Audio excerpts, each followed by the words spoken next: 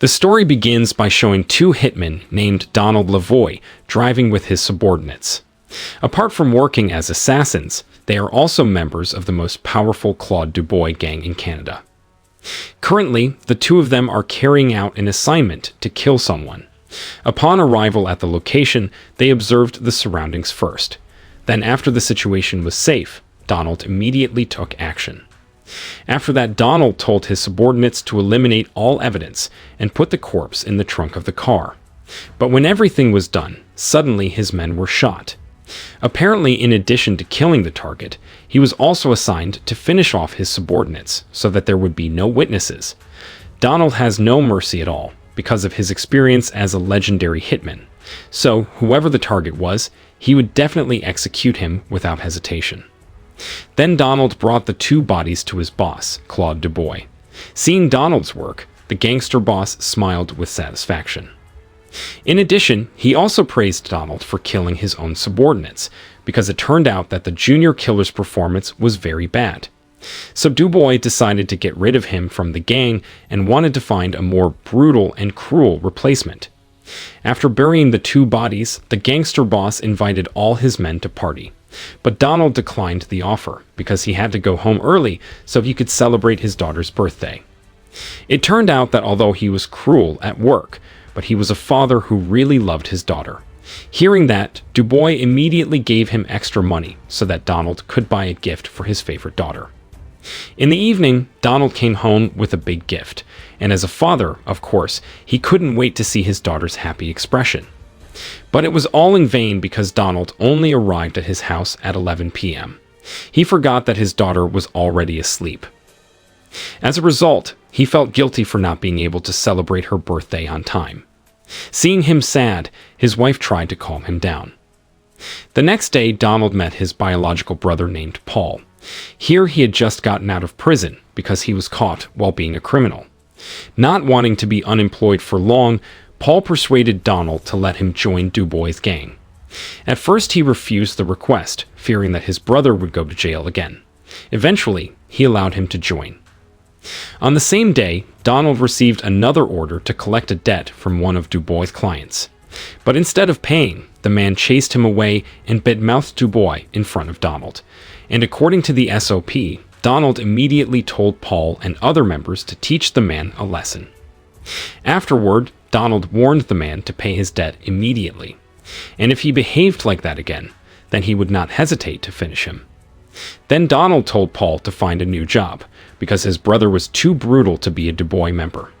Actually, Donald was very worried about Paul's fate, because if Dubois knew his performance, then he would definitely be beaten to death. 1 year later, Donald and his new men were tasked with collecting debts again, and this time he told his men to beat up the debtor, because he had been in arrears for 3 months. After completing the task, Donald met his boss to report the results of his work. Then from here, Dubois will determine whether the debt collector deserves to be killed or not. This time Donald got a new mission to finish off a client who had been in arrears for a long time. Without wasting time, Donald and his men went to their target who never paid, always avoided, and said arbitrary words. Arriving at the target, Donald immediately killed him. Unfortunately, he and his men left in a hurry without paying attention to the surroundings, even though there was a child who saw them coming out of the target's house. Then Donald and his men hurriedly went to the port area to dispose of the gun and eliminate evidence. But not long after that, a policeman saw their movements and immediately approached the two. For fear of being caught, Donald decided to pretend to be drunk while beating his own men. But it turned out that the one who came to them was a special harbor police officer. Initially, the police only wanted to reprimand Donald for entering the port without permission. But after seeing Donald's battered men, he began to suspect the two of them. Luckily, Donald has above-average speaking skills, so he was able to evade and say that he was drunk. Hearing his explanation, the policeman finally just gave him a fine and left. The next night, Dubois called Donald and his men to discuss something very important. In this meeting, he explained that the police had found out about the murders they had committed, and from now on, they were both officially national fugitives. Therefore, Dubois suggested that they go into hiding. The gangster boss also gave some money so that they could survive while in hiding. However, Donald's men didn't accept and instead blamed Dubois for being the mastermind of the murder. Hearing that, Donald immediately executed him on the spot. Seeing this action, Dubois looked very relieved because he felt defended by his trusted men. Meanwhile, Donald tried to be modest and said that he was only doing his duty as a loyal man. After returning from there, he called his wife and asked her to meet him in a quiet place with his belongings.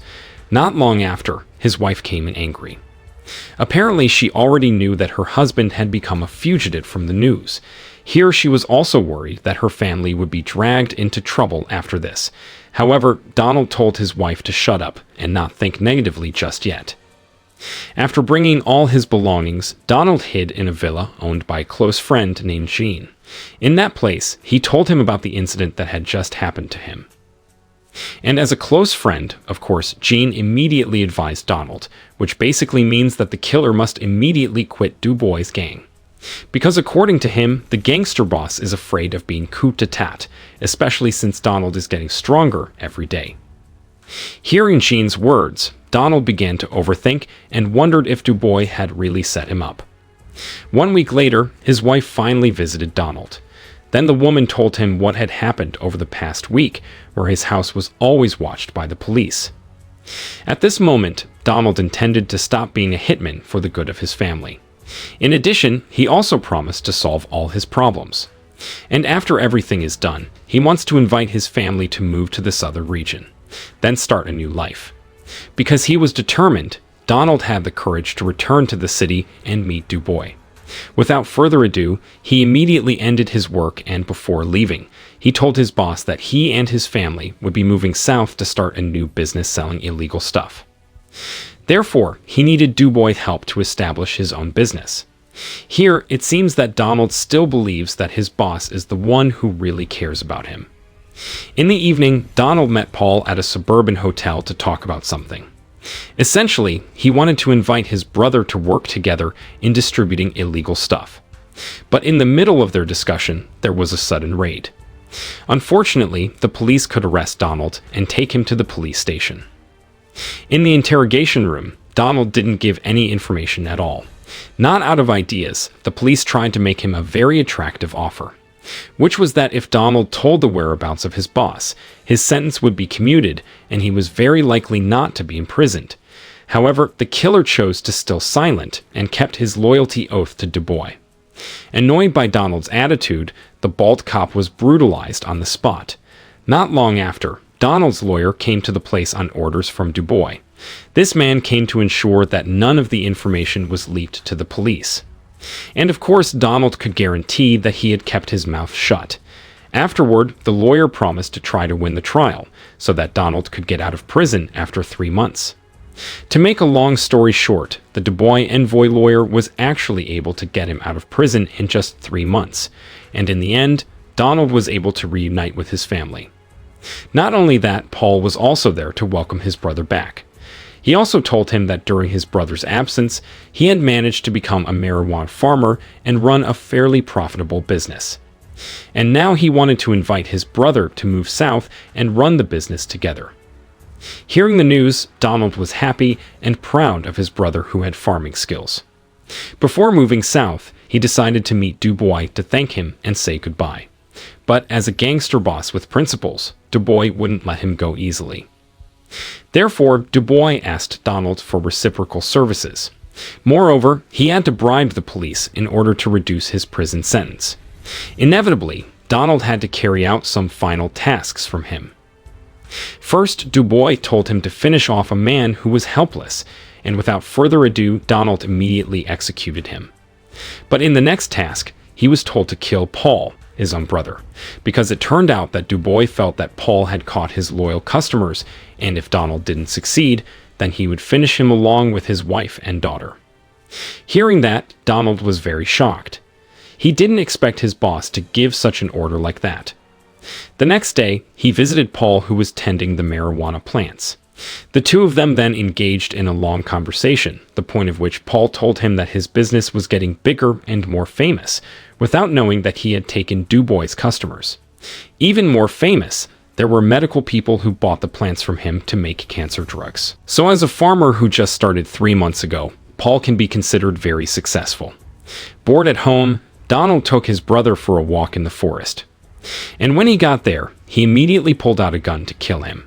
But as a big brother, he didn't have the heart to pull the trigger. Finally, he decided to disobey Dubois' order for the first time. Donald then told Paul to run away as far as possible and hide until the situation was safe. Afterward, Donald faked his brother's death and then burned all his marijuana plants. Even though Paul was just having fun starting this business. But after all, this was his attempt to protect his family from Dubois' threat. The 3 months passed quickly. This winter, Dubois invited all his men to a party to celebrate the rise of their business. But in reality, the party was made to trap Donald. Apparently, he already knew that the assassin had faked his brother's death. When Donald was caught off guard, the gangsters immediately surrounded him. Here he realized that Dubois already knew everything. Like it or not, he immediately ran away. Unexpectedly, Donald could escape from the chase, even though Dubois' men had surrounded him from all directions. Donald then took his wife and daughter to Jean's house. In that place, he told everything to his best friend. And after hearing all Donald's explanations, Jean decided to plan a robbery to collect as much money as possible. That way, they could escape to the south. Without wasting time, Jean called his brother, who was an expert in robbery.